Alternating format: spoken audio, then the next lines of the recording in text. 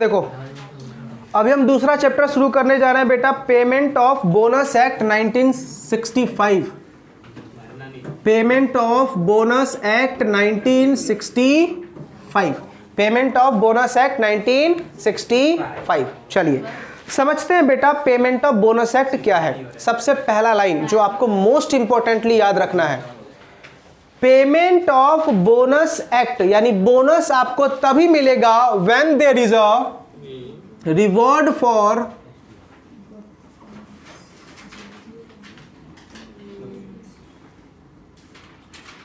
Good conduct. अगर तुम्हारा good conduct होगा तो ही बोनस मिलेगा, बैड कंडक्ट के ऊपर बोनस नहीं मिलेगा। याद रहेगा इतना, याद रखना पूरे चैप्टर में हमें सिर्फ एक चीज देखना है, क्या? Good conduct. गुड कंडक्ट होगा तो बोनस मिलेगा, बैड कंडक्ट के ऊपर बोनस नहीं मिलेगा। सबसे पहले समझते हैं ये बोनस एक्ट आया क्यों। बोनस एक्ट आया क्यों? एक्चुअली बेटा जब हमारा वर्ल्ड वॉर हुआ था, ठीक है, उस टाइम सारी कंट्री में डिमांड एंड सप्लाई का सबसे बड़ा प्रॉब्लम आया था। डिमांड एंड सप्लाई का क्या आया था बेटा? प्रॉब्लम आया था। ठीक है, जैसे अगर बात करूं कोविड में भी डिमांड एंड सप्लाई के बहुत प्रॉब्लम आए। ठीक है, तो उस टाइम क्या हुआ कि कुछ एम्प्लॉयमेंट ने अपने एम्प्लॉय को क्या बोला, आपको एक्स्ट्रा काम करना है। ठीक है, और आप जो ये एक्स्ट्रा काम करोगे ना, हम आपको इसका एक्स्ट्रा पैसा दे देंगे। और उस पैसे को नाम क्या रख दिया? बोनस। नाम क्या रख दिया? बोनस। ठीक है, तो मुझे बताओ वो क्यों रखा गया था? सिचुएशनल था कि भैया अभी डिमांड सप्लाई की प्रॉब्लम है, हमें डिमांड फुलफिल करना है, इसलिए आप एक्स्ट्रा काम करो तो एक्स्ट्रा काम का हम आपको पैसा दे देंगे। जैसे फॉर एग्जांपल अगर मुझे आपको एक्स्ट्रा लेक्चर के लिए बैठाना है तो क्या करना पड़ेगा? लालच देनी पड़ेगी, पार्टी देना पड़ेगा, पिज्जा खिलाना पड़ेगा, बर्गर खिलाना पड़ेगा। तो क्या होगा बेटा, हम एक्स्ट्रा लेक्चर में बैठ सकते हैं? बोले नहीं सर हम इतने भोले नहीं है, लेक्चर में तो एक्स्ट्रा नहीं बैठेंगे, आप कितनी भी लालच दे दो। ठीक, लेकिन बेटा बिजनेसमैन अपने वर्कर से अगर काम करवाना है तो क्या करना पड़ेगा? लालच देना पड़ेगा। तो उन्होंने लालच क्या दिया बेटा? कैश। और मनी एक ऐसा है जो किसी की भी नीयत को बदल दे। मनी एक ऐसा फैक्टर है बेटा, कितने भी तुम ईमानदार क्यों ना हो बेटा, कितने भी ईमानदार, पापा ने बचपन में सिखाया था honesty is the best policy, लेकिन हमारा बॉस सिखाता है पहले दिन ही dishonesty is the best policy. ठीक है, कोई बिजनेसमैन बता दे बेटा, कोई बिजनेसमैन अगर वो सच्ची बोल रहा हूं, अपनी मम्मी के ऊपर सर के ऊपर हाथ रखे और बताए कि मैंने एक दिन भी पाप नहीं किए हैं, मान लो मैं, कोई भी बिजनेसमैन हो, बस ये बता दे कि सारा पैसा मेरा ईमानदारी का है, 1 रुपया मैंने ब्लैक इधर उधर नहीं किया है, सारा पैसा मैंने अच्छी कमाई से कमाया, पॉसिबल ही नहीं है बेटा। ईमानदारी के बेसिस पे कभी कोई इनकम आती नहीं है, और वह भी आज के 21st सेंचुरी में जितनी भी इनकम आते कहीं ना कहीं हमें कुछ ना कुछ डिफॉल्ट करना पड़ेगा, तभी बेटा पैसा। जैसे आप भी जब बन जाओगे, प्रोफेशन की डिग्री आ जाएगी, तो आपके मन में भी किसकी लालच आएगी बेटा? पैसे की लालच आएगी, और वो लालच ऐसा होगा जो हमें कांड करने पे मजबूर करेगा। क्यों बेटा हम कांड क्यों करते पता है? अपनी नीड को फुलफिल करने के लिए। ठीक, अब एक बात मुझे बताओ, लॉ मेकर क्या बोल रहा है? बोनस कब मिलेगा? जब तुम्हारा गुड कंडक्ट होगा, बैड कंडक्ट के ऊपर बोनस नहीं मिलेगा। तो बोनस का लॉजिक समझ में आया? अब हुआ क्या बेटा, जब उस टाइम बोनस दिया गया ना, तो जब भी एम्प्लॉयर बोलता था भैया एक्स्ट्रा काम कर दो, वर्कर क्या बोलते थे? भैया एक्स्ट्रा पैसा दे दो। ठीक है, अब क्या होने लगे, एम्प्लॉयर में और वर्कर में झगड़े होने लगे बार बार, किस चीज को लेके? बोनस को लेके। अल्टीमेटली बेटा 1965 में हमने लॉ ही बना दिया, क्या? Bonus act. अब ये मैंडेटरी हो गया है। सबसे पहले क्या पढ़ना पड़ेगा? कौन सी कंपनी के ऊपर ये अप्लाई होता है। ठीक है, चलिए तो देखो एप्लीकेबिलिटी हम पढ़ रहे हैं बेटा, कहां पे बोनस एक्ट अप्लाई होगा, कहां पे बोनस एक्ट अप्लाई होगा। तो देखो लॉ मेकर क्या बोल रहा है, अगेन एवरी फैक्ट्री, सब एवरी एस्टेब्लिशमेंट, सबके ऊपर अप्लाई होगा, लेकिन नंबर ऑफ एम्प्लॉय कितने होने चाहिए? 20 या उससे ज्यादा। ग्रेचुटी में कितने थे? 10। और यहां पे क्या बोल रखा है? 20 या उससे ज्यादा। अगेन सेम, इवन एक दिन के लिए भी तुम्हारे एम्प्लॉय कितने हो गए बेटा? 20। तो तुम्हारे ऊपर बोनस एक्ट कंटिन्यू अप्लाई होते रहेगा, इवन इफ एक बार अप्लाई होने के बाद तुम्हारे नंबर ऑफ एम्प्लॉय 20 से कम क्यों नहीं हो गए। समझ में आ गया? तो क्या बोला, एवरी फैक्ट्री के ऊपर अप्लाई होगा, हर एक एस्टेब्लिशमेंट के ऊपर अप्लाई होगा, अगर वहां पे नंबर ऑफ एम्प्लॉय कितने हैं बेटा? 20। एक बार बोनस एक्ट लग गया तो वो कंटिन्यू अप्लाई होता रहेगा, चाहे तुम्हारे नंबर ऑफ एम्प्लॉय कम हो या कम हो भी गए तो भी कंटिन्यू अप्लाई होता रहेगा। लेकिन बोनस किसको मिलेगा बेटा? बोनस मिलने के लिए एक कंडीशन है बेटा, बोनस मिलने के लिए क्या है? एक कंडीशन है। कंडीशन क्या है? सबसे पहला बोनस मिलेगा एम्प्लॉय को, अगेन एम्प्लॉय कौन सा वाला होना चाहिए? Contract of service. कौन सा वाला होना चाहिए? कॉन्ट्रैक्ट ऑफ सर्विस प्लस आपका उस अकाउंटिंग ईयर में, आपका अकाउंटिंग ईयर में कम से कम 30 डेज का वर्क होना चाहिए। 30 डेज एट लीस्ट लिख रहा हो बेटा, 30 डेज एट लीस्ट तुम्हारा वर्क होना चाहिए किसी भी अकाउंटिंग ईयर में। जिस अकाउंटिंग ईयर में तुम बोनस की डिमांड कर रहे हो उस अकाउंटिंग ईयर में कम से कम तेरा 30 दिन का काम होना चाहिए, 30 डेज का वर्क होना चाहिए। प्लस, सबके बीच में क्या लिख रहा हूं, प्लस, मतलब सब एंड है, सब क्या बेटा, एंड है। प्लस तुम्हारी मैक्सिमम सैलरी 21,000 होनी चाहिए। तुम्हारी मैक्सिमम सैलरी कितनी होनी चाहिए बेटा, 21,000 से ज्यादा सैलरी है बेटा बोनस के लिए मत आना। 21,000 से ज्यादा सैलरी है तो बोनस के लिए मत आना। ये 3 कंडीशन सेटिस्फाइड होगा तो ही बोनस मिलेगा। अब बोलना बोनस मिलेगा या नहीं मिलेगा, ठीक है। साहिल बेटा मैंने 29 डेज काम किए और मेरी सैलरी 24,000 है, बोनस मिलेगा? नहीं मिलेगा। क्यों? क्योंकि मैंने 30 डेज वाला कंडीशन फुलफिल नहीं किया, ठीक है। बेटा सौरभ मैंने 31 डेज काम किए, मेरी सैलरी 26,000 है, बोनस मिलेगा? नहीं मिलेगा। क्यों? क्योंकि मैंने सैलरी वाला प्रोविजन एक्सीड कर दिया। श्री मैंने काम किए हैं 35 डेज और मेरी सैलरी है 19,000, बोनस मिलेगा? मिलेगा।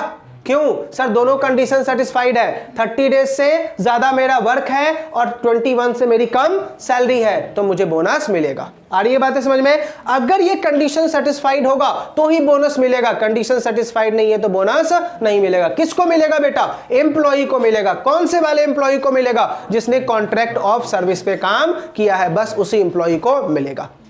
कितना मिलेगा, कैसे मिलेगा, क्यों मिलेगा, ये सब आगे। इतनी बातें समझ में आ गई? चलो पहले यहां तक रिकैप करो। हमने क्या पढ़ा? बोनस कहां पे अप्लाई होगा? Every factory, every establishment. Number of employee कितने? 20 या उससे ज्यादा। इवन इफ 1 डे के लिए हो गया तो बोनस आपके ऊपर क्या हो जाएगा बेटा? अप्लाई हो जाएगा। बोनस आपके ऊपर क्या हो जाएगा? अप्लाई हो जाएगा। क्लियर है? कोई डाउट? चलिए, बोनस रिसीव करने के लिए कंडीशन क्या है? पहला कंडीशन गुड कंडक्ट होना चाहिए। दूसरा कंडीशन कॉन्ट्रैक्ट ऑफ सर्विस होना चाहिए। तीसरा कंडीशन अकाउंटिंग ईयर में कम से कम 30 डेज का काम होना चाहिए। और चौथी कंडीशन मैक्सिमम सैलरी तेरी 21,000 पर मंथ। बेटा ये पर मंथ है, 21,000 पर मंथ होना चाहिए। कोई डाउट यहां तक? पक्का। चलिए अब हम पढ़ते हैं कि सर बोनस का कैलकुलेशन कैसे कर। देखो हमने 3 चीज पढ़ लिया। सबसे पहले क्या पढ़ा? एप्लीकेबिलिटी। फिर क्या पढ़ा? कौन से एम्प्लॉय को मिलेगा। फिर क्या पढ़ा? एलिजिबल कंडीशन क्या है? बस ये 2 कंडीशन, 30 और 21,000 की मैक्सिमम सैलरी। यहां तक कोई दिक्कत? अब एक बात जरा समझना बेटा, मैं आपको अभी कुछ एम्प्लॉय के लिस्ट बताने वाला हूं, वो डिस्क्वालीफाइड है, और कुछ लिस्ट बताऊंगा उसमें लिखूंगा इनएलिजिबल। पहले बताओ दोनों का डिफरेंस क्या है? मैं बोल रहा हूं इनएलिजिबल एम्प्लॉय और मैं बोल रहा हूं डिस्क्वालीफाइड एम्प्लॉय, दोनों में डिफरेंस क्या हुआ? इनएलिजिबल का मतलब क्या बेटा? तुझे एक्ट ने ही बाहर निकाल दिया। डिस्क्वालीफाइड का मतलब क्या? तेरे बुरे कर्म ने तुझे बाहर निकाला। समझ में आ रहा है यार? मैं एलिजिबल था, बोनस कब मिलता है? When there is a good conduct. मेरा बैड कंडक्ट था तो मुझे डिस्क्वालीफाई कर दिया गया। और इनएलिजिबल का मतलब क्या है? मैं हूं ही नहीं इस एक्ट में, मुझे एक्ट से ही बाहर निकाला गया है।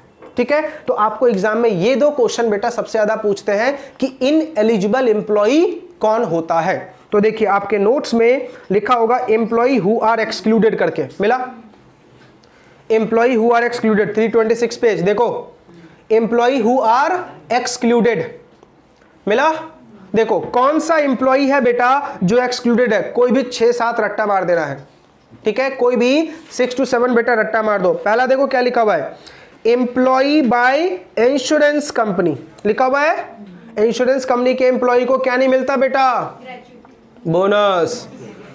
सपने से बाहर आओ नालायक, बोनस नहीं मिलेगा।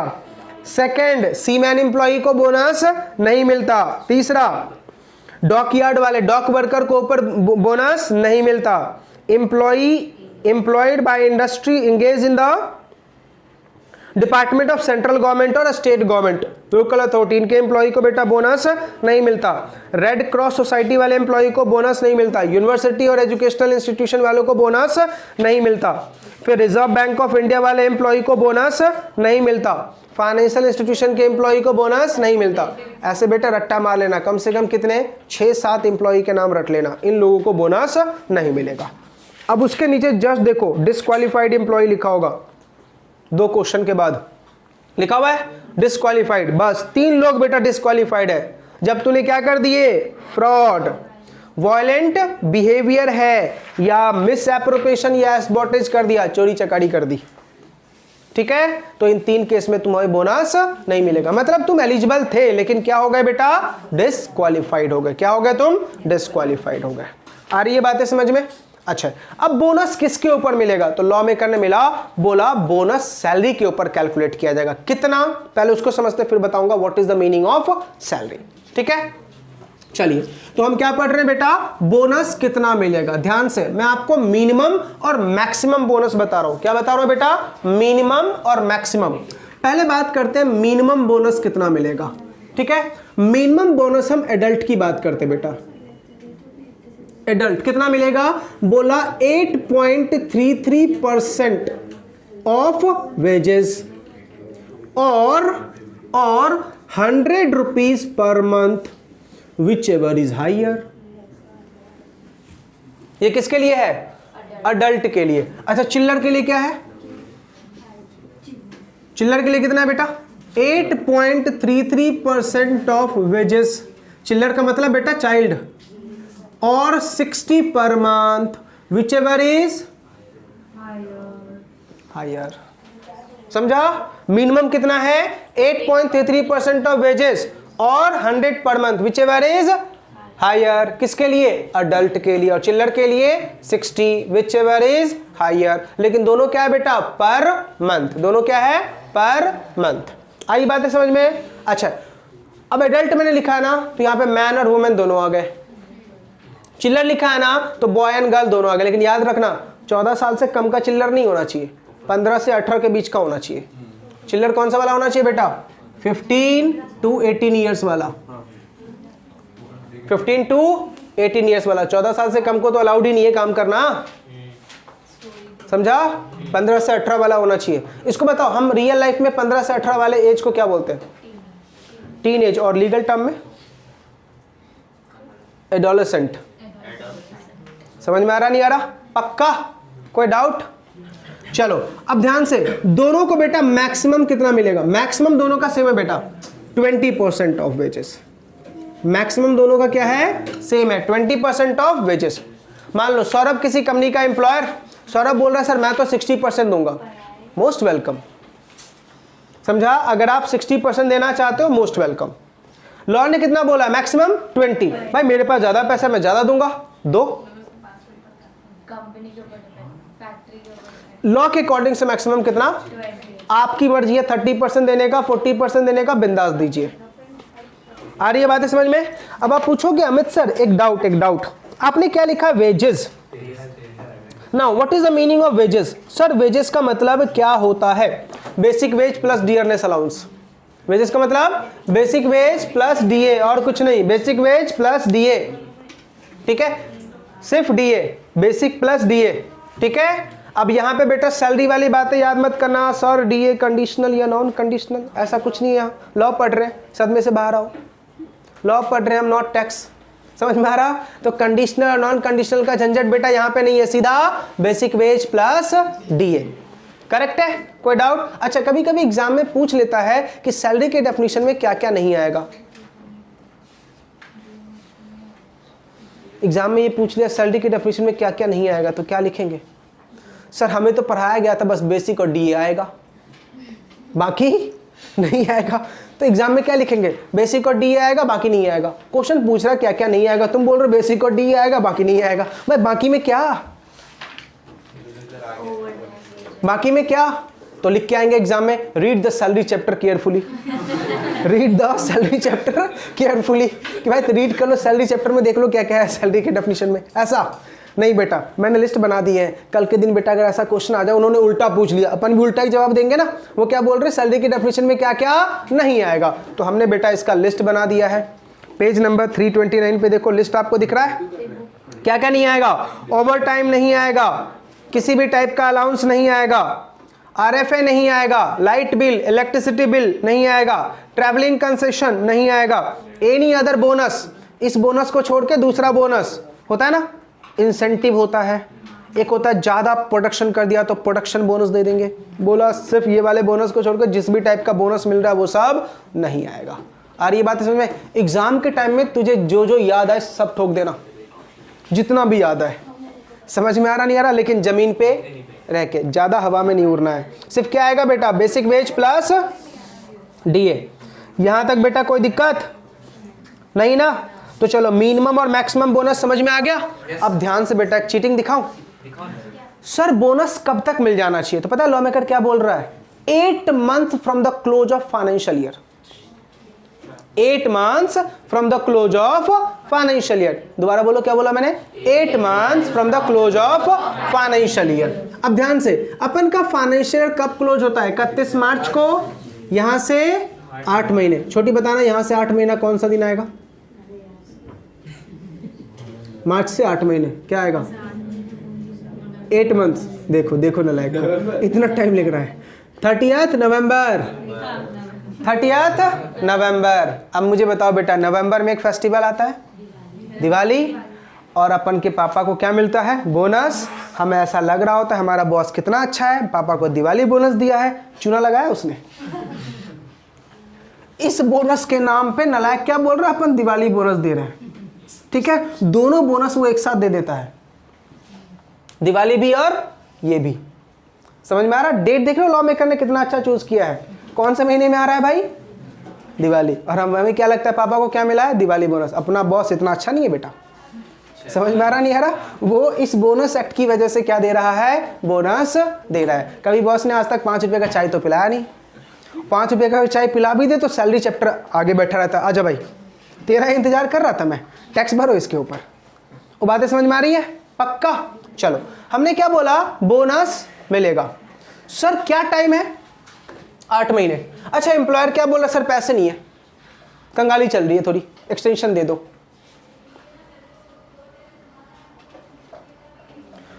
कंगाली चल रही है सर, एक्सटेंशन दे दो। मिलेगा एक्सटेंशन? बोला यस मिल सकता है एक्सटेंशन। मैक्सिमम कितना? 2 साल का। मैक्सिमम कितना? 2 साल का एक्सटेंशन मिल सकता है। अच्छा मुझे बताओ, 8 महीने में बोनस ना मिले तो क्या करूं? केस फाइल करूं? यस। कहां कर सकते हैं? लेबर कोर्ट में, इंडस्ट्रियल ट्रिब्यूनल में, नेशनल ट्रिब्यूनल में हम केस फाइल कर सकते हैं। कितने दिनों के अंदर में? 1 साल। कितने दिनों के अंदर में? 1 साल। समझ में आ रहा नहीं आ रहा? दोबारा बोल रहा हूं, क्या बोला मैंने? 1 साल के अंदर में केस फाइल कर सकते हैं। अभी कुछ दिन पहले मेरा एक स्टूडेंट, बहुत पहले मुझसे पढ़ा था, उसने कॉल किया बहुत दिनों बाद, करीब 3-4 साल बाद। बोलते अमित सर एक डाउट है। मैंने बोला पहले आप हो कौन? बोलते सर याद करो सदियों पहले, मेरा वाला डायलॉग नालायक ने यूज़ किया, ठीक है, सदियों पहले हम मिले थे। बोला हाँ मिले थे, लेकिन किधर मिले थे वो तो बताओ। तो बोलते सर विजडम क्लासेस में मिले थे। मैंने बोला हाँ अब याद आया, क्या है? तो बोलते सर मैं अभी एक जॉब छोड़ रही हूँ, ठीक, और मुझे आउट इंडिया में जॉब लगा है, ठीक, मेरा एम्प्लॉयर मुझे ग्रेचुटी बोनस नहीं दे रहा, तो सर क्या मैं बोनस के लिए एलिजिबल हूँ? मैंने बोला हाँ एलिजिबल हो, ठीक है। बोला सर मैं तो केस फाइल करूँ। मतलब बिंदास करो, ठीक है। फिर मैंने ऐसे ही पूछ लिया, बेटा ये बताइए तेरी कंपनी में एम्प्लॉई कितने? बोलती है 5। मैंने बोला चुपचाप अपना चेहरा लेके वापस आओ। क्यों? 20 होनी चाहिए ना भाई। तेरी कंपनी में एम्प्लॉई कितने हैं? 5। एम्प्लॉयर तुम्हें डांट के नहीं भगा देगा? बेटा कहाँ पढ़ा था तूने? CMA का नाम खराब कर रहे हो नालायक। समझ में आ रहा नहीं आ रहा? तो सिंपल सी बात है बेटा, पहले हम सारे टर्म्स एंड कंडीशन तो देख लें कि हम उस टर्म्स एंड कंडीशन में फुलफिल कर रहे हैं या नहीं। आ रही बात है समझ में? एक बच्चा तो बेटा बहुत ही अजीब, पूरी कंपनी लॉ पढ़ ली, बन चुका, CS पास, ठीक है। उसके बाद उसको ट्रेनिंग लगी, पता है कहाँ? वीडियोकॉन में। वीडियोकॉन कंपनी है ना, उसमें ट्रेनिंग लगी। मुझे बोलता है सर धोखा हुआ है मेरे साथ। आपने कंपनीज एक्ट पढ़ाया, मैं तब से सोच रहा था फैक्ट्री। सर ये क्या है? वीडियोकॉन, नो मशीन दिख रहे ना कुछ दिख रहे, सर धोखा मेरे साथ। मैंने बोला बेटा CS के नाम पे तुम धोखा हो, ठीक है। एक बात मुझे बताओ, मैंने ऐसा तुझे कब पढ़ाया मशीन होंगे भाई? मैंने ऐसा कुछ पढ़ाया कि मशीन होंगे? तुम मशीन ढूंढ रहे हो वहां पे। मैं कंपनी का मतलब कुछ भी हो सकता है भाई, तुम फैक्ट्री ढूंढ रहे हो, समझा? तो ऐसे कभी कभी हो जाता है बेटा, हमारा माइंड अगर एक जगह पर नहीं रहता ना तो ऐसी चीजें हरकतें होती है। समझ में आ रहा नहीं आ रहा? चलो हमने क्या बोला बेटा, बोनस कब तक मिलना चाहिए? 8 महीने, 8 मंथ्स। 8 मंथ्स में नहीं मिला तो 1 साल के अंदर में कंप्लेन फाइल कर सकते। 1 मिनट,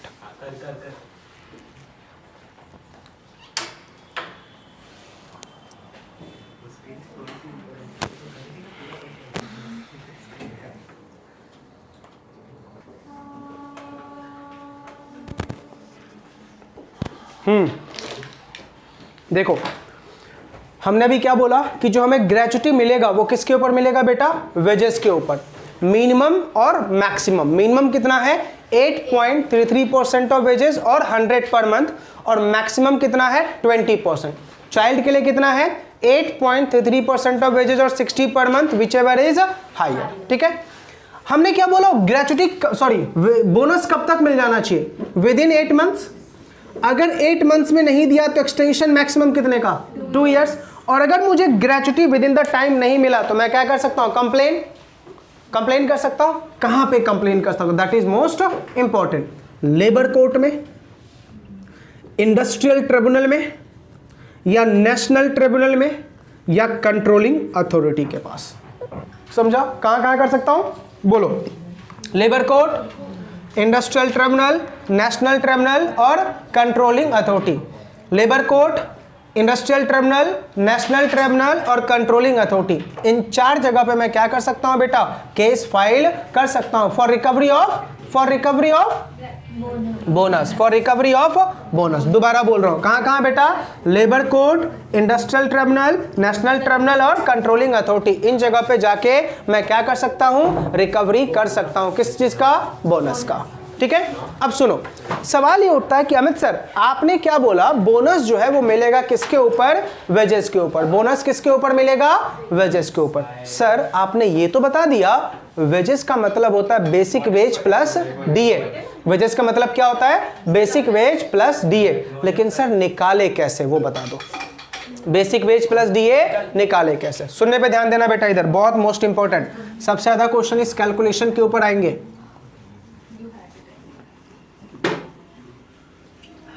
सुनो, बोनस का हमने क्या बोला? बोनस किसके ऊपर कैलकुलेट होगा?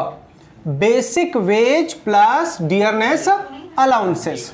ठीक है, कैसे लेना है वेजेस का फॉर्मूला? ध्यान से सुनो बेटा। एक बात बताओ, बोनस तुझे मिलेगा या नहीं मिलेगा, इसके लिए एलिजिबल कंडीशन क्या था? 30 दिन का काम और 21,000 की मैक्स टू मैक्स सैलरी। ध्यान रखना, बोनस कैलकुलेशन के लिए 21,000 की सैलरी नहीं है। एलिजिबल होने के लिए 21,000 की सैलरी है, लेकिन कैलकुलेशन करने के लिए सैलरी है 7,000। कैलकुलेशन करने के लिए सैलरी क्या है? 7,000। अब ध्यान से, बोनस का कैलकुलेशन कैसे होता है उसके स्टेप्स देखो। 3 स्टेप में बोनस के कैलकुलेशन होते हैं। स्टेप नंबर 1,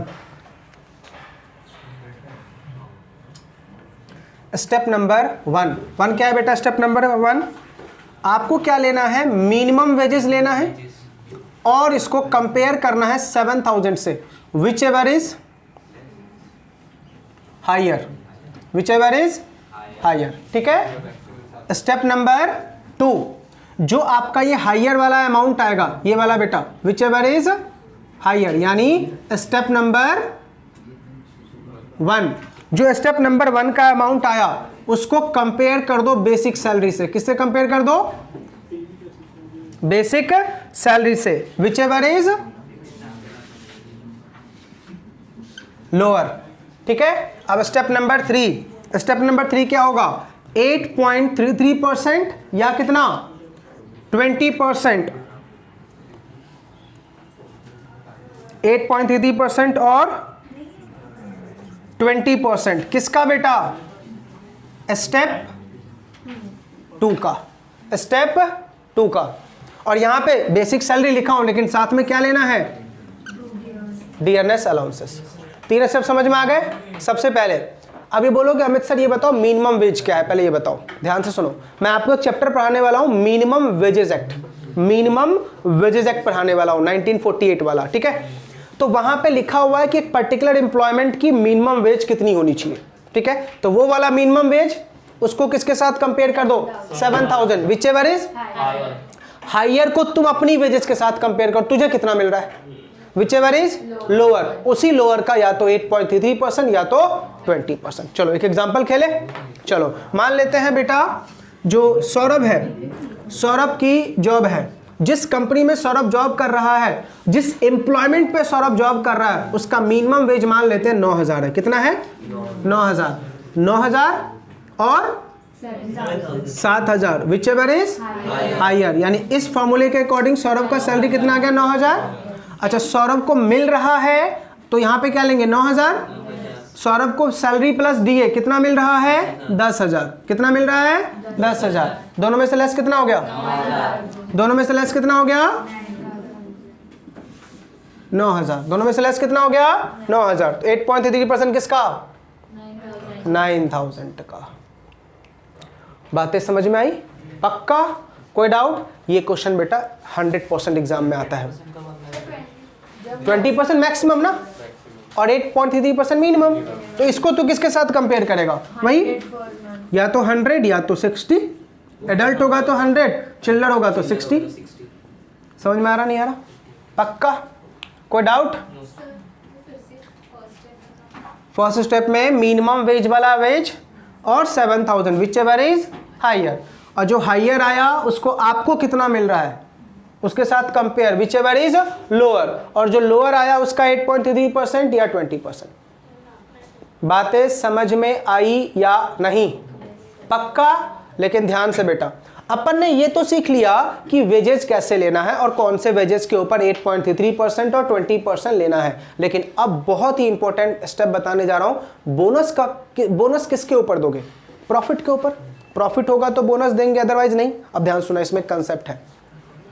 लॉ मेकर क्या बोलता है? अगर तेरी इनिशियल फैक्ट्री है, नई फैक्ट्री है, न्यू फैक्ट्री है, नया बनाया तूने, 5 साल तक उस साल बोनस देना जिस साल प्रॉफिट होगा। 5 सालों तक उस साल बोनस देना जिस साल प्रॉफिट होगा, लेकिन छठे साल से प्रॉफिट हो या नुकसान हो बोनस देना है। लॉस होगा तो भी बोनस देना है। पहले 5 साल लॉस होगा तो बोनस नहीं देंगे, ठीक है, लेकिन 5वें साल के बाद छठे साल से लॉस भी होगा तो भी बोनस देना पड़ेगा। ऐसे समझो। देखो, बोनस कब मिलेगा? जब कंपनी को प्रॉफिट होगा। लेकिन लॉ मेकर ने क्या बोला कि भैया जो बोनस का कंडीशन है वो ऐसे याद रखो। सर, अगर तुम्हारी न्यूली सेटअप कंपनी यानी स्टार्टअप बोल दो, अगर तुम्हारी कंपनी क्या स्टार्टअप है, तो 5 सालों तक उस साल बोनस देना जिस साल क्या होगा? प्रॉफिट। 5 सालों तक उस साल बोनस देना जिस साल क्या होगा? प्रॉफिट। क्या होगा बेटा? प्रॉफिट। करेक्ट है। चलो शुरुआत करते हैं। मान लो मैंने कंपनी 21-22 में खोली, लॉस हो गया, बोनस दूं? नहीं। 22-23 में प्रॉफिट हो गया, बोनस दूं? यस। 23-24 में लॉस हो गया, बोनस दूं? 24-25 में प्रॉफिट हो गया, बोनस दूं? 25-26 में लॉस हो गया, बोनस दूं? 26-27 में लॉस हो गया, बोनस दूं? यस। लॉस होगा तो भी बोनस देना है। 1 2 3 4 5 5 साल तक जिस साल प्रॉफिट होगा उस साल बोनस देंगे। छठे साल से लॉस हो या प्रॉफिट हो, doesn't matter, you will have to pay bonus. अब इसे एक सदमे में आ गया, बोलता है सर ऐसा कैसे? लॉस के ऊपर ही बोनस? सर मान लो मैं तो वैसे ही मर रहा हूं, ठीक है, उसके बाद बोनस मुझे देना है, ठीक है। अब सवाल आया सर बोनस दूं कहां से? प्रॉफिट तो है नहीं। तो अल्टीमेटली मुझे बताओ, अभिषेक जो है बोनस कहां से देगा? अपने पॉकेट से निकालेगा। अब ये क्या बोल रहा है? सर एक बात बताओ, प्रॉफिट तो मेरे पास है नहीं, मैं अपने पॉकेट से बोनस निकाल रहा हूं, इसका मतलब कैपिटल को छेड़ रहा हूं। सर ऐसे अगर मैं लॉस से बोनस देने लगा ना, एक दिन मुझे खुद बोनस की जरूरत पड़ेगी। समझा नहीं समझा? एक दिन मुझे खुद बोनस की जरूरत पड़ेगी, ठीक है। लॉ मेकर ने इसके कहने पे अमेंडमेंट लाया। अमेंडमेंट क्या है? ध्यान से सुनो। जब भी आप बोनस का अमाउंट निकालोगे यानी प्रॉफिट निकालोगे, ठीक है, अब वो कैसे निकालना है? तो देखो बोनस की कैलकुलेशन कैसे होती है। सबसे पहले आपको निकालना है ग्रॉस प्रॉफिट। क्या निकालना है बेटा? Gross profit. फिर निकालना है आपको अवेलेबल सरप्लस। क्या निकालना है? सरप्लस। फिर अवेलेबल सरप्लस को एलोकेट करना है, इसको बोलते हैं एलोकेटेबल सरप्लस, ठीक है। ध्यान से कैसे करोगे? अगर बैंकिंग कंपनी है, कौन सी कंपनी मैंने बोली? बैंकिंग कंपनी है, तो अवेलेबल सरप्लस का 67% इज द एलोकेबल सरप्लस, ठीक है। और नॉन बैंकिंग कंपनी है तो अवेलेबल सरप्लस का 60% इज द एलोकेबल सरप्लस। सबसे पहले क्या निकालेगा, फिर क्या निकालेगा, अवेलेबल सरप्लस को क्या करेगा, एलोकेट। अब डिपेंड करता है तेरे इंडस्ट्री के ऊपर। बैंकिंग इंडस्ट्री है तो 67%, नॉन बैंकिंग है तो 60%। अब तेरे पास क्या आ गया, एलोकेबल आ गया। जो एलोकेबल आया उसमें ऐड कर, सेट ऑन, लेस करो, सेट ऑफ। अब जो अमाउंट आया दैट इज अवेलेबल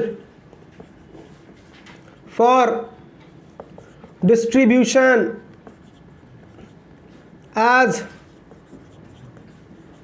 बोनस, इसी का 8.33%, इसी का 20%। समझा कैसे निकालेंगे, याद रहेगा। पहले क्या निकालना है, फिर क्या निकालना है, फिर उसको क्या करना है। अब मुझे बताओ दोनों एक साथ हो सकता है क्या, नहीं ना, वो तो इंडस्ट्री के ऊपर डिपेंड है ना। अदर इंडस्ट्री तो 60, बैंकिंग होगा तो 67। जो एलोकेबल आएगा उसमें क्या ऐड करेंगे, क्या लेस करोगे। बोलोगे सर आपकी सारी कहानी समझ में आई, सिर्फ क्या नहीं समझा। सर ये सेट ऑन सेट ऑफ क्या होता है ये बताओ पहले। सेट ऑन और सेट ऑफ क्या होता है समझना, बहुत ही सिंपल एग्जांपल समझाता हूँ। अभी अभिषेक को एक प्रॉब्लम था, दर्द था। क्या दर्द था, सर लॉस पे क्यों बोनस, लॉस पे क्यों बोनस। अब मुझे बताओ लॉस जब होगा तो ये पैसा कहाँ निकालेगा, अपने पॉकेट से निकाला, बोनस दे दिया। लॉ मेकर क्या बोला, ठीक है इस साल लॉस था तेरा, तूने पॉकेट से पैसे निकाले, बोनस दे दिए, चल अगले साल प्रॉफिट हुआ। अगले साल क्या हुआ, प्रॉफिट हुआ। पहले एक काम कर, जितना निकाला था ना उसको जेब में डाल। समझना मैंने क्या बोला, जितना निकाला था उसको जेब में डालो। इसी कंसेप्ट को बोलते हैं सेट ऑफ। इस कंसेप्ट को क्या बोलते हो, सेट ऑफ। ठीक है, लेकिन मान लो मैक्सिमम बोनस कितना है 20। अब इसने 20% का एलोकेशन किया कि मुझे अगर इस साल बोनस देना पड़ेगा, मान लेते हैं इसके एम्प्लॉय 100 और इसने अपने प्रॉफिट का 20% एलोकेशन किया, तो इसको ऐसा लगा कि मुझे इस बार 20 लाख रुपए बोनस देने हैं। ठीक है, लेकिन इसके पास 20 लाख से ज़्यादा प्रॉफिट थे। ठीक है, तो उसको बोलेंगे सेट ऑन। प्रॉफिट में क्या करेगा वो, ऐड। प्रॉफिट में क्या करेगा, ऐड। यानी जितना बोनस मुझे देना है, जितना बोनस मुझे देना है उससे ज्यादा मेरे पास प्रॉफिट अवेलेबल है, तो हम क्या बोलेंगे, सेट ऑन, ऐड कर दो। और जो पहले मैंने दिया था जब प्रॉफिट नहीं था उसको क्या कर दो, लेस। इसको क्या बोलते हैं, सेट ऑफ। समझ में आ गया, पूरा थ्योरी समझ में आया। पहले क्या करेंगे, जल्दी बोलो, ग्रॉस प्रॉफिट, फिर बैंकिंग कंपनी के लिए, नॉन बैंकिंग कंपनी के लिए एलोकेबल सरप्लस में क्या ऐड करेंगे, क्या लेस करेंगे। एग्जाम में सीधा सीधा क्वेश्चन पूछ देता है, right A short note on set on and set of. क्या लिखोगे बेटा, मुझे पता था सवाल पूछोगे इसलिए मैंने आपके नोट्स में लिख के दे दिया, what is the meaning of set on and what is the meaning of set of. ठीक है, इसके ऊपर बेटा शॉर्ट नोट्स आ जाते हैं। जब मैं भी टेस्ट लूंगा तो ये क्वेश्चन तो मेरा फेवरेट है बेटा, set on and set of का मतलब। आ रही है बातें समझ में, पक्का याद रहेगा कैसे कैलकुलेशन करना है। अब एक बात सुनो बेटा, how to calculate gross profit, how to calculate available surplus, ये बहुत ही लेंदी प्रोसेस है, इसमें मैं नहीं जा रहा। ठीक है, इसमें मैं नहीं जा रहा। अपन को ये चीज़ एग्जाम में दे रखा होगा सीधा कैलकुलेशन, और ज़्यादातर कैलकुलेशन नहीं आते बेटा। ठीक है, बहुत ज़्यादा कैलकुलेशन अगर पूछेगा तो वो सैलरी वाला, इससे पहले जो किया था ना वो वाला। लेकिन ये चार्ट याद रखना है। क्या बोला मैंने, पहले फिर ऐड क्या करेंगे, लेस क्या करेंगे। वो जो अमाउंट बचा वही क्या है, available for distribution as a bonus. समझ में आ गया। चलो, बोनस कब पे करना होता है, अकाउंटिंग ईयर के 8 मंथ्स। नहीं पे किया तो कितने साल का, 2 साल तक का। और 2 साल में भी नहीं पे किया तो केस फाइल 1 साल के अंदर में, जब से 2 साल खत्म हुआ। अच्छा, अगर एक्सटेंशन नहीं लिया तो जब 8वां महीना खत्म हुआ, वहां से 1 साल के अंदर में क्या कर सकते हो, कंप्लेन। अब आपको बोनस रिकवर होकर मिलेगा। कहाँ कंप्लेन करोगे, labour court, industrial tribunal, national tribunal, controlling authority, वहां पे कंप्लेन करेंगे, मुझे क्या होगा, बोनस की रिकवरी होगी। ठीक है, एक जोरदार केस स्टडी बता रहा हूं जो एग्जाम में सबसे जाता है।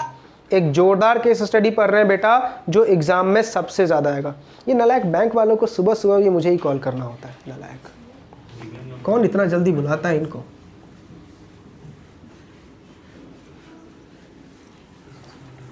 आजा बेटा। अब यहां पे इस क्वेश्चन में, इस टॉपिक में दिल मत लगाना, दिमाग से जवाब देना, ठीक है। और देखता हूं कितने बच्चे इस क्वेश्चन का आंसर सही सही देते हैं, ठीक है। अपना बेटा अभिषेक अभी जो है वो बेटा टाटा कंपनी का एम्प्लॉय, टाटा कंपनी का क्या है बेटा, एम्प्लॉय। ध्यान से क्वेश्चन के फैक्ट को बहुत अच्छे से देखना, ठीक है। अब अभिषेक को बोनस के लिए एलिजिबल था क्योंकि उसने अकाउंटिंग ईयर में 30 डेज से ज्यादा काम कर रखे थे, सैलरी ओनली 19,000 थी, बोनस के लिए एलिजिबल था। लेकिन इसको पिछले 2-3 साल से बोनस भी नहीं मिला है, तो वो भी बोनस इसको एक्युमुलेट करके मिलने वाला था, ठीक है। ध्यान से, अभिषेक के ऊपर बोनस रिकवरी से पहले एक एलिगेशन लगाया गया, ठीक है, कि इसने कोई फ्रॉड किया है या इसका कोई बैड कंडक्ट है। एक बात मुझे बताओ, तुरंत तो इसको कंपनी से सस्पेंड किया जाएगा और इसके अगेंस्ट में क्या चलेगा, इंक्वायरी, इन्वेस्टिगेशन। सस्पेंड का मतलब क्या, निकाल दिया बाहर, डिसिप्लिनरी एक्शन, डिसिप्लिनरी एक्शन लिया है। फॉर द टाइम बीइंग मैंने तुझे बेटा निकाला है। अब ध्यान सुना, हुआ क्या, जितने टाइम तक ये फैक्ट्री से सस्पेंड रहा, ठीक है। आपके सिलेबस में एक नहीं है बेटा, पहले एक लॉ हुआ करता था जो हमने पढ़ा था, उस एक्ट का नाम था स्टैंडिंग ऑर्डर एक्ट। क्या नाम था, standing order act. Standing order में लिखा हुआ था कि एक एम्प्लॉय के क्या कायदे कानून होनी चाहिए फैक्ट्री में काम करने को, ठीक है। अब उसके 2 प्रोविजन थे, कंपनी अपना बनाती थी और लॉ मेकर ने बना के दे रखा था, ठीक है। तो लॉ मेकर क्या बोलता था कि जब तक तूने अपना नहीं बनाया तब तक हमारा वाला, और जिस दिन तेरा अपना बन गया उस दिन तुम्हारा बड़ा। समझ में आ रहा। तो स्टैंडिंग ऑर्डर में सिर्फ क्या लिखी हुई थी, डिसिप्लिनरी एक्शन, कि डिसिप्लिनरी एक्शन पे हम आपको क्या कर सकते हैं, सस्पेंड कर सकते हैं, इंक्वायरी इन्वेस्टिगेशन हो सकता है। लेकिन जब तक आप सस्पेंड रहोगे हम आपकी सैलरी नहीं काटेंगे, आपको अलाउंस मिलेगा, उस अलाउंस को बोलते हैं सब्सिस्टेंस अलाउंस। क्या बोलते हैं, सब्सिस्टेंस अलाउंस। तो देखो अभिषेक क्या हुआ बेटा, सस्पेंड हुआ। जब ये कंपनी सस्पेंड हुआ तो इसको क्या मिलने लगा, सब्सिस्टेंस अलाउंस, ठीक है। अब ये अलाउंस कितना होता है उस लॉ में हम नहीं जा रहे, ठीक है। अलाउंस वैसे था बेटा 50% और 60% का रूल था कि सैलरी का 50 या 60% आपको मिलेगा, हम उसमें नहीं जा रहे। हम ऐसा बोल रहे हैं कि अभिषेक को क्या मिल रहा है, सब्सिस्टेंस अलाउंस, ठीक है। अब अभिषेक के अगेंस्ट क्या चलेगा, इंक्वायरी। क्या चलेगा बेटा, इंक्वायरी। अब सुनना हुआ क्या, इंक्वायरी में 2 बातें हो सकती है, अभिषेक गिल्ट पाया जाएगा और नहीं पाया जाएगा, ठीक है। अगर गिल्ट पाया गया तो वार्निंग देके रखा जाएगा, और अगर गिल्ट नहीं पाया गया तो इसके साथ गलत हुआ, देखा जाए सारे वर्कर के सामने बेइज्जत हुआ, तो यहां पे डिफॉर्मेशन हो गया, गुडविल खराब हुई मेरी, ठीक है। तो अब इसको रिइंस्टेट किया जाएगा। क्या किया जाएगा, रिइंस्टेट विथ फुल बैक वेज। यही वर्ड लिखा आएगा तुम्हारे एग्जाम में। क्या वर्ड बोला मैंने, रिइंस्टेट विथ फुल बैक वेज। इसका मतलब एम्प्लॉयर माफी मांग रहा है और तुम्हें जब से तुम्हें सस्पेंड किया था तब से पूरी सैलरी के साथ अपॉइंट कर रहा है। पहले क्या था, सब्सिस्टेंस अलाउंस, जब तक आप सस्पेंड रहते थे सब्सिस्टेंस अलाउंस। लेकिन क्या बोला, जब इसका गिल्ट नहीं पाया गया तो रिइंस्टेट किया गया है with full back veg.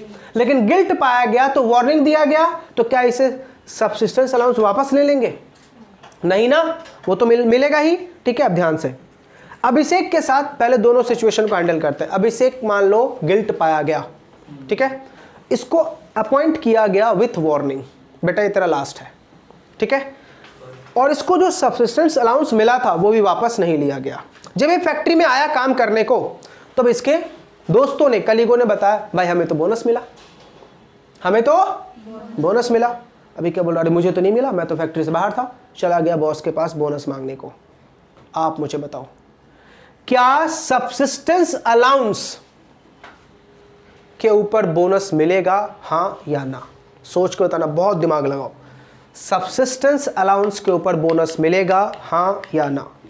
Misconduct था, अपॉइंट किया गया विथ वार्निंग, सब्सिस्टेंस अलाउंस मिल रहा है, ये गया है बोनस लेने के लिए। क्या subsistence allowance is a part of wages और नॉट? हमने क्या बोला, बेसिक वेज प्लस डीए। क्या subsistence allowance is a part of wages? Supreme court ने बोला नो। क्यों? सबसे पहली बात, bonus is a reward for good conduct.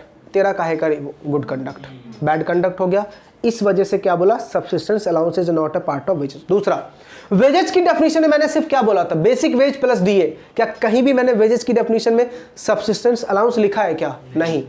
तो इस दूसरे ग्राउंड की वजह से क्या बोला, सब्सिस्टेंस अलाउंस के ऊपर बोनस नहीं मिलेगा। क्लियर है? तो सब्सिस्टेंस अलाउंस को हम वेजेस में ऐड नहीं करेंगे। क्लियर है?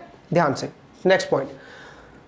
अब इसे का गिल्ट नहीं है, मतलब क्या किया जाएगा, रिइंस्टेट किया जाएगा विथ फुल बैक वेज। क्या उस वेजेस के ऊपर बोनस मिलेगा?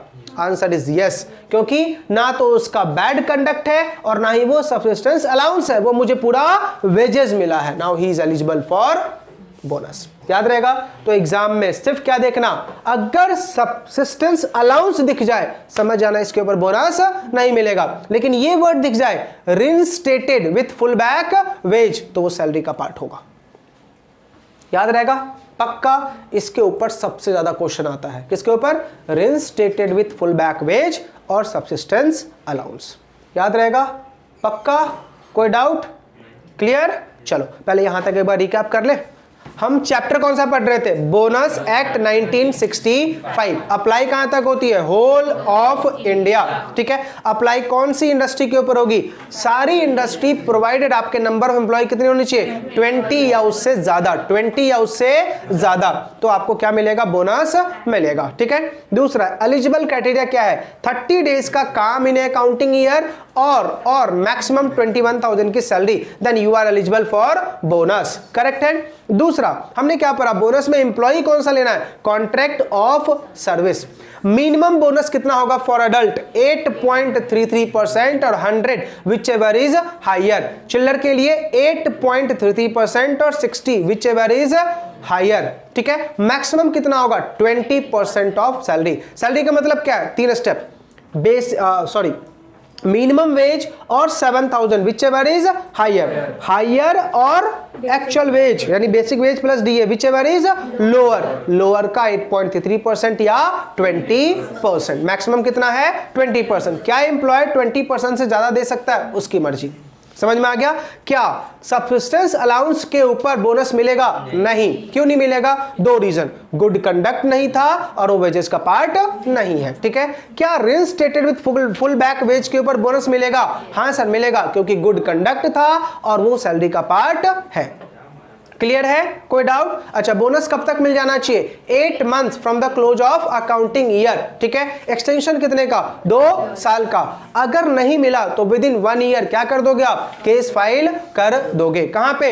Labour court, industrial tribunal, national tribunal, controlling authority के पास केस फाइल करके आप अपना बोनस रिकवर करवा सकते हो।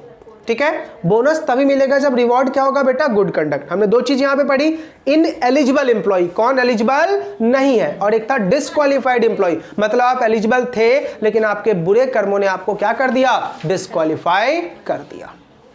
आ रही है बातें समझ में? पक्का? यही है बेटा आपका सिंपल बोनस एक्ट। समझा? सिंपल है। अब ध्यान से, मैंने जो आपको नोट्स दिए है ना बेटा, उसमें थ्योरी बहुत कम है, केस स्टडी बहुत ज़्यादा मैंने लिखा है और उसका आंसर भी लिख के दिया आपको, कौन से क्वेश्चन का क्या आंसर है। घर पे जाके सारे एक एक क्वेश्चन आपको पढ़ने, एग्जाम में वही क्वेश्चंस आते हैं बेटा, उसी टाइप के क्वेश्चन आते हैं, वही तो नहीं आएंगे, उसी टाइप के आएंगे। तो 2 चैप्टर आज मैंने आपको करवाया, कौन कौन सा? बोनस और ग्रेच्युटी। घर जाके आज के आज पढ़ना और उसके सारे केस स्टडी को भी डील करना। समझा?